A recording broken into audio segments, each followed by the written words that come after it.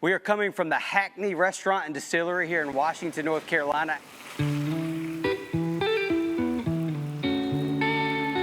Dinner at the Hackney is a treat anytime. This night, though, is extra special. The restaurant is closed to the public, so Executive Chef Jamie Davis can go live with a unique and virtual cooking experience. All of our dinner guests or supper club guests can participate from home, and yet at the end of the day feel that they have a really fancy, elevated meal.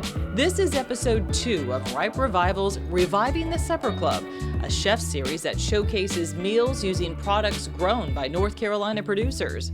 We are going to be featuring the white bonita sweet potato, and it's going to be in a broth of sorts served on top of Carolina Gold Tidewater grain rice. Then we'll have fresh North Carolina beef served on top of that. The North Carolina Sweet Potato Commission is a key partner, using each dinner to educate people about our state's vegetable and different ways to cook it. Allowing sweet potatoes to be used as a shelf-stable, nutritionally dense superfood in capacities of basic nutrition, and then elevating it to an entirely different level in the partnerships that we've had with the different chefs who have collaborated. The collaboration doesn't stop there. The dinners are fundraisers used to financially support Ripe Revival's mobile markets. They're retrofitted Old City Transit buses turned into pay-what-you-can grocery stores on wheels.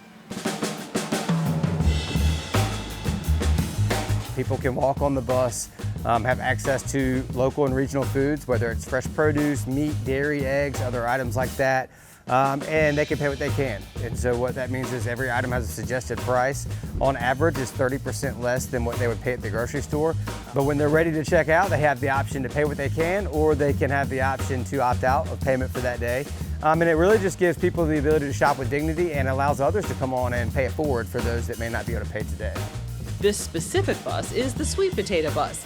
On the outside, recipes. Inside, coolers, a cooking area, and a podcast studio. The buses target communities of people with food insecurities. While Ripe Revival can only reach a small number of counties now, CEO Will Cornigi says that will soon change. Our goal is by early next year to have 4 buses on the road 5 days a week, serving 80 different sites across 20 different counties in eastern North Carolina. Cornigi started Ripe Revival to revive communities through food. The buses, supper club, and business partners are helping that purpose continue. Whether it be working with farmers to help them find homes for their crops, or bringing produce directly to people's homes, it's always been part of our mission to give back, and so we've always allocated a percentage of our revenue back to a mission. For me, agriculture is very special and near and dear. But what's more important is that our producers eat the same food that they produce, and they really work within their communities to provide back and give back to their communities. And I think that's exactly what Ripe Revival does at such a unique perspective and angle. And for the commission and for our sweet potato industry to be part of that, it's really an honor. It's all about connections, it's all about community, it's about giving back. It's about understanding where your food comes from, and it's about being proud of the state in which you live in.